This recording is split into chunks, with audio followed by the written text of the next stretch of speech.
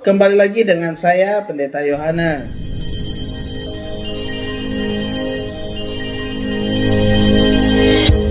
Sebelum kita memulai pembacaan dan perenungan kita malam ini, mari kita berdoa. Bapa di dalam surga, kami bersyukur kepadamu untuk penyertaan pimpinan Tuhan dalam kehidupan kami. Kami bersyukur untuk segala rancangan-Mu yang sempurna dalam hidup kami. Ajar kami terus Tuhan untuk boleh mendekat kepada Tuhan, dan kami boleh belajar untuk mendengar suara Tuhan, berjalan di dalamnya, di dalam segala kehendak-Mu. Kami serahkan waktu ini dan pimpinan Tuhan di dalam pembacaan dan perenungan firman. Kami bersyukur, kami berdoa demi nama Tuhan Yesus. Amin. Hari ini bacaan kita terambil dari Matius pasalnya yang ke-11, ayatnya yang ke-28. Marilah kepadaku semua yang letih lesu dan berbeban berat, aku akan memberi kelegaan kepadamu. Saudara-saudara yang dikasih dalam Tuhan, ketika manusia mengalami masalah yang berat, maka manusia punya dua pilihan, berlari kepada Tuhan atau berlari dari Tuhan. Yesus datang ke dalam dunia untuk memberikan penyelesaian masalah yang paling berat dari manusia, yakni dosa. Di atas kayu salib dan melalui kebangkitannya, Tuhan Yesus membereskan semuanya itu. Yesus peduli dengan masalah yang terberat, yaitu dosa kita. Tetapi Yesus juga tidak mengabaikan masalah-masalah yang lainnya yang ada di dalam kehidupan kita. Kita lihat di dalam Alkitab, orang sakit disembuhkan, orang sedih dihiburkan, orang yang kesulitan diberikan jalan keluar, mereka yang ditindas oleh masyarakat, isu-isu kemiskinan, politik, dan bahkan penindasan oleh agama tidak luput dari perhatian Yesus. Maka dari situlah kita memiliki satu iman dan pengharapan bahwa tidak ada satu masalah pun dalam hidup kita yang diabaikan oleh Allah. Yesus berkata dalam bagian firman Tuhan yang kita baca, marilah kepadaku semua yang berletih lesu dan berbeban berat. Siapa saja, semua yang berletih lesu dan berbeban berat, aku akan memberikan kelegaan kepadamu. Saudara-saudara yang dikasih dalam Tuhan Yesus, perkataan Yesus di sini adalah pertama-tama satu tawaran, ajakan untuk memiliki satu relasi yang lebih intim, lebih dekat di dalam menghidupi keimanan yang sifatnya memang eksklusif itu bersama dengan umatnya. Tidak sulit bagi Allah untuk mengatasi berbagai persoalan kehidupan kita dalam dunia ini. Bahkan masalah-masalah dunia seperti juga pandemi COVID-19.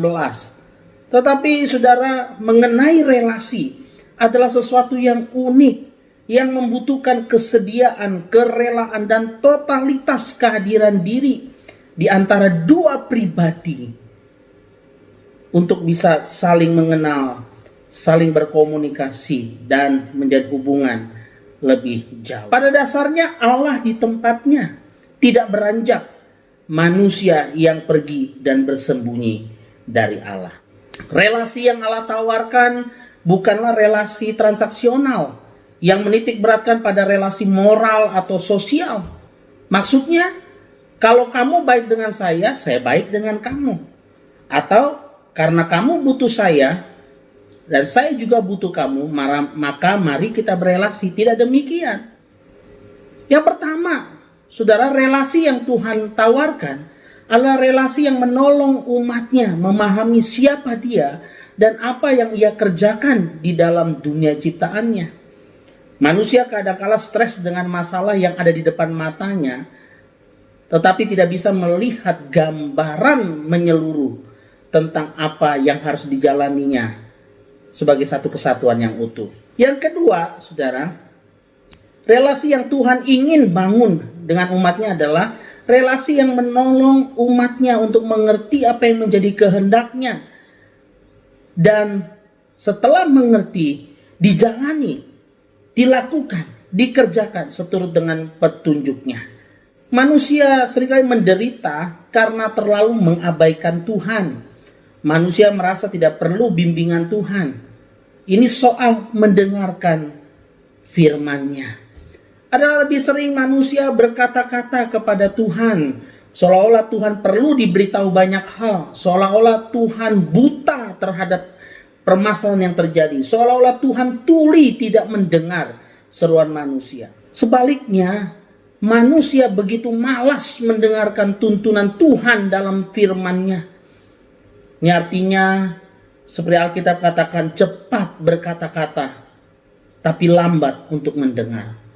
Akhirnya manusia di dalam mengatasi berbagai persoalan hidupnya tidak memakai cara Tuhan untuk mengerjakan, menyelesaikannya, tapi lebih pakai cara dan pengertian sendiri. Kadang manusia lupa dengan apa dan siapa kita bergaul, kita akan menjadi lebih serupa. Jika kita sering bergaul dengan firman Tuhan, maka terpancarlah sejatinya, saya katakan sejatinya, bukan dibuat-buat, sejatinya dari hidup kita. Pikiran-pikiran, keputusan-keputusan, perkataan, dan tindakan yang sesuai dengan firman Tuhan. Dan dapat diuji oleh firman Tuhan, bukan justru dinilai oleh penilaian dunia. Saudara yang dikasih dalam Tuhan Yesus, Tuhan memanggil yang berdosa untuk datang kepadanya. Tuhan memanggil yang bergumul dan berbeban berat untuk menghampirinya. Berbahagialah orang yang dibukakan Tuhan untuk mendengar panggilan dan ajakannya itu. Maka datanglah pada Tuhan dan berilah diri dilegakan olehnya. Lewat bacaan kebenaran firman Tuhan, hari ini saya diingatkan Tuhan untuk mengevaluasi kembali relasi saya dengan Dia. Bagaimana saya memperlakukan Allah di dalam kaitannya, dalam relasi saya keseharian bersama dengan Dia. Ini yang saya renungkan. Bagaimana dengan saudara-saudari sekalian? Silakan berbagi di kolom komentar. Kiranya apa yang saudara bagikan bisa menjadi berkat bagi banyak orang.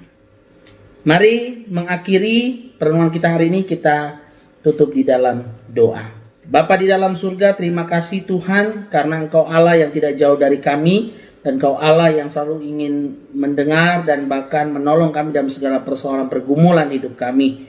Tuhan, bawa kami untuk mendekat kepadamu, bukan hanya supaya kami mendapatkan sesuatu dari Tuhan, tapi karena kami ingin mau mengenal Tuhan lebih dalam lagi, mengerti kehendak-Mu, mengerti perintah-perintah-Mu Tuhan, sehingga kami boleh berjalan tiap-tiap hari di dalam bimbingan Tuhan.